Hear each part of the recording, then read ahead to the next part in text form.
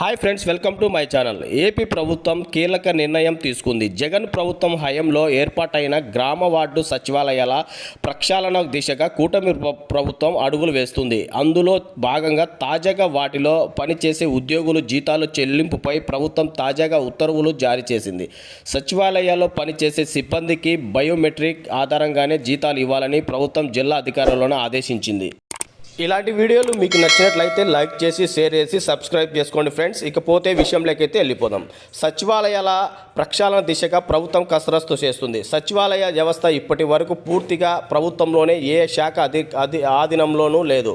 ఈ వ్యవస్థను గ్రామ పంచాయతీలకు అనుసంధానం చేయాలని ప్రభుత్వం భావిస్తుంది. ఈ మేరకు అధికారులు కసరత్తు చేస్తున్నారు. వైసీపీ ప్రభుత్వం ఏర్పాటు చేసిన సచివాలయ వాలంటీర్ల వ్యవస్థ ప్రత్యేకంగా కొనసాగింది. కూటమి ప్రభుత్వం అధికారంలోకి వచ్చిన తర్వాత వాలంటీర్ల సేవల కొనసాగింపుపైన ఇంకా నిర్ణయం తీసుకోలేదు.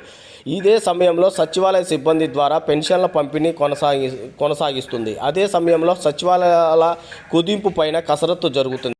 సచివాలయాల వ్యవస్థను కొనసాగింపు చేసే విధంగా సచివాలయ నిర్వహణ ఉందని అభిప్రాయం ప్రభుత్వం వర్గాల్లో ఉంది.